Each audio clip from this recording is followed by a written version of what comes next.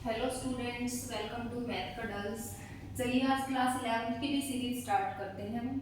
और class 11th की starting करते हैं कॉम्प्लेक्स नंबर से, जो कि हमारा फोर्थ चैप्टर है। तो सबसे पहले तो हम बेसिक इंट्रोडक्शन करते हैं कि कॉम्प्लेक्स नंबर क्या होता है और क्या कुछ इसके अंदर गिवन है। तो देखो, सबसे पहले व्हाट इज कॉम्प्लेक्स नंबर।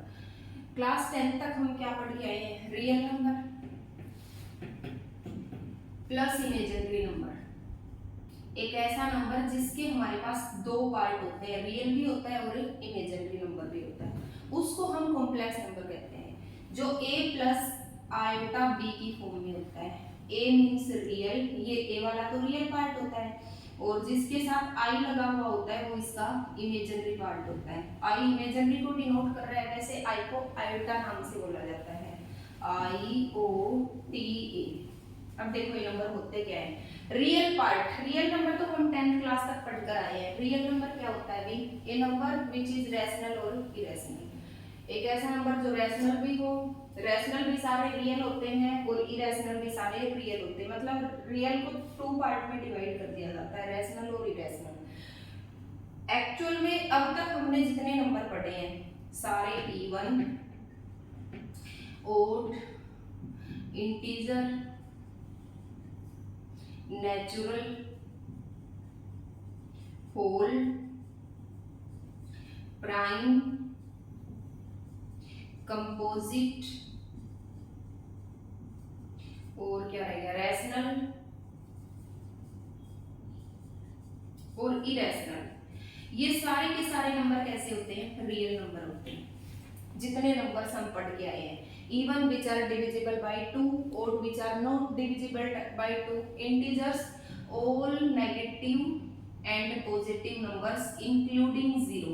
ऐसे नेगेटिव और पॉजिटिव नंबर्स जिनके अंदर जीरो भी शामिल होता है, सारे के सारे पॉजिटिव और नेगेटिव नंबर्स जिनके अंदर जीरो भी शामिल होता है। नेचुरल 1 से लेकर के इंफिनिटी तक, नेगेटिव वाली सीरीज नहीं होती इसके अंदर। होल 0 1 2 अप टू इंफिनिटी, मतलब all natural numbers including zero. जब सारी नेचुरल सीरीज के साथ जीरो और इंक्लूड हो जाती है तो उसको क्या कहते हैं? Whole.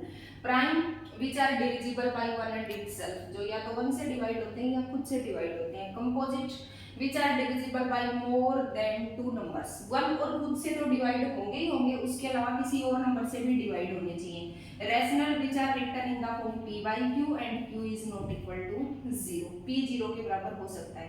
And which are not write in the form p by q, वो कैसे होते हैं? इरेशनल। तो अब तक ये जितने के नंबर्स पढ़े, ये सारे के सारे कैसे होते हैं? Real.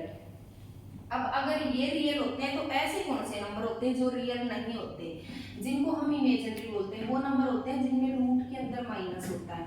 Under root minus 3, under root minus 2, under root minus 1, under root minus 9, under root minus 10 up to under root minus infinity.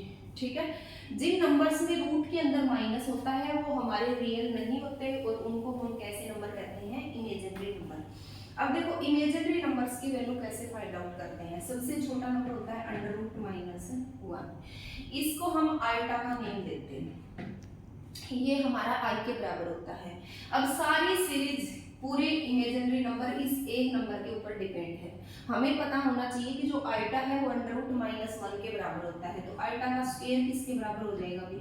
Under root minus 1 का स्क्वायर कर देंगे, इससे रूट गया और अंडर रूट ये किसके बराबर हो जाएगा? माइनस 1 के बराबर। ऐसे ही अगर हमने आइटा क्यूब निकालना हो तो ये किसके बराबर हो जाएगा? Iota square into iota, iota cube is equal to iota square की वैल्यू पुट कर देते हैं, कितनी है? माइनस 1 इंटू आइटा, और ये किसके बराबर आ जाता है भाई? माइनस आइटा के बराबर। ऐसे ही अगर आइटा की पावर 4 की वैल्यू फाइंड आउट करनी है तो इसको क्या लिख सकते हैं? Iota square into iota square, और आइटा स्क्वायर किसके इक्वल होता है? माइनस 1 इंटू माइनस 1 किसके इक्वल हो जाता है? ये प्लस 1 के इक्वल। ऐसे ही अगर आइटा की पावर 5 की वैल्यू फाइंड आउट करनी है तो इसको क्या लिख सकते हैं? Iota cube into iota square, iota cube किसके इक्वल था? माइनस आइटा के इक्वल, और आइटा स्क्वायर माइनस 1 के इक्वल, माइनस माइनस प्लस, और ये किसके इक्वल हो जाएगा? प्लस आइटा के इक्वल। मान लो हमें और भी बड़ी वैल्यू फाइंड आउट करनी है, हमें फाइंड आउट करना है आइटा की पावर 50, तो इसको कैसे फाइंड आउट करेंगे? इसको हम लिख सकते हैं आइटा स्क्वायर की पावर 25, क्योंकि हमें आइटा स्क्वायर का तो पता है माइनस 1 के बराबर होता है, और 50 को स्प्लिट कर सकते हैं 2 इंटू 25 में। इसकी वैल्यू रख देंगे, ये -1 है, इसकी पावर 25 किसके बराबर होगा, -1 के बराबर। अगर -1 की पावर ऑड नंबर है तो वो -1 होता है, और अगर -1 की पावर इवन नंबर है, -1 की पावर अगर ऑड नंबर है तो ये रिजल्ट -1 होता है, और अगर -1 की पावर इवन नंबर है तो ये रिजल्ट हमारा क्या होता है, प्लस का 1। और अगर हमें इससे भी और बड़ी पावर फाइंड आउट करनी है, मान लीजिए हमें अल्टा की पावर 100 फाइंड आउट करनी है, तो इसको क्या लिख सकते हैं, अल्टा स्क्वायर की पावर 50। अल्टा स्क्वायर -1 होता है, -1 की पावर 50 क्या बन जाएगा, प्लस का 1, क्योंकि 50 क्या होता है, इवन नंबर। और बड़ा लगा लो, मान लो अल्टा की पावर 999 फाइंड आउट करनी है, तो इसको क्या करेंगे, पहले तो यहाँ जो नंबर होता है वो इवन नंबर होना चाहिए, तभी वो 2 के फैक्टर में स्प्लिट होगा। तो इसको लिख सकते हैं हम अल्टा इंटू अल्टा की पावर 998, क्योंकि बेस दोनों का सेम है, 1 और 998 को ऐड करेंगे तो वो कितना बन जाएगा, 999। ये एज इट इज। और इसको फिर से अल्टा स्क्वायर में स्प्लिट कर लेते हैं, 2 2 जा 4, 2 9 जा 18, 2 9 जा 18, और ये एज इट इज। और अल्टा स्क्वायर 2 4 जा 8, अल्टा स्क्वायर फिर से क्या होता है, -1 4 9 9, और -1 की पावर कैसी है, ओड नंबर, तो ओड नंबर किसके बराबर होता है, -1 के बराबर, तो ये किसके इक्वल हो जाएगा, माइनस अल्टा के इक्वल। ये तो हो गई जब हमें पॉजिटिव पावर्स गिवन हो। अब हमारे कुछ सम ऐसे हैं जिनमें हमें नेगेटिव पावर्स गिवन है, ये फाइंड आउट करना है। मान लो अल्टा की पावर -9, तो ये कैसे फाइंड आउट करेंगे बेटे, इसको हम पॉजिटिव में कन्वर्ट कर लेंगे, डिवाइड में ले आएंगे।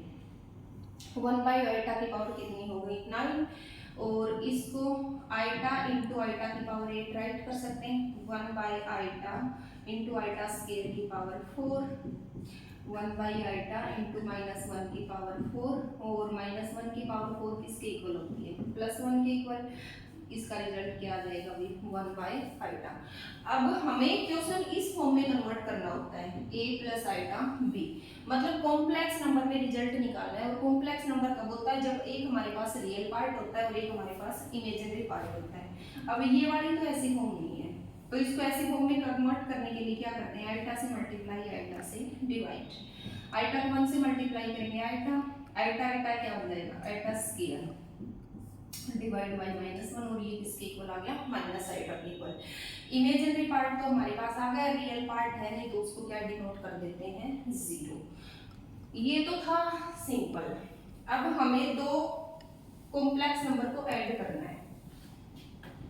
मान लीजिए फर्स्ट ये दिया हुआ है और सेकंड ये दिया हुआ है, और इसको हमें क्या करना है, अभी ऐड करना है। तो दो कॉम्प्लेक्स नंबर ऐड कैसे होते हैं, रियल पार्ट हमेशा रियल में ऐड होता है, इमेजिनरी हमेशा इमेजिनरी में ऐड होता है। रियल को रियल में ऐड करेंगे 6 और 9 और 3 कितना हो जाएगा, 12 अल्टा।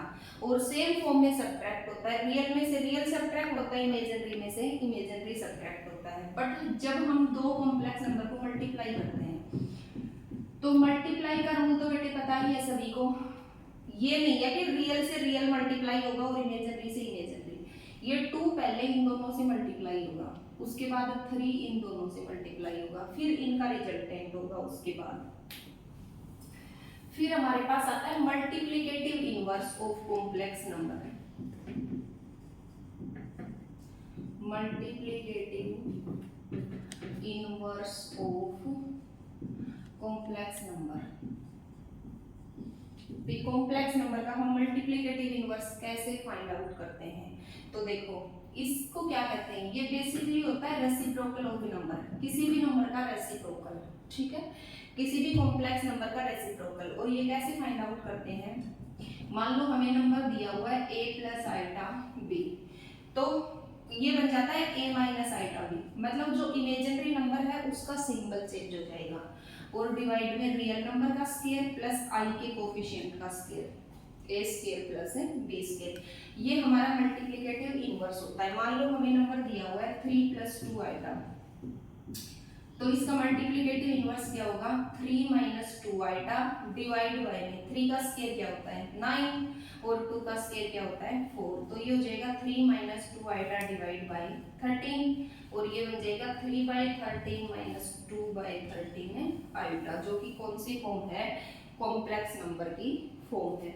तो ऐसे ये था बेसिकली हमारा introductory part of complex number. Okay, thank you students.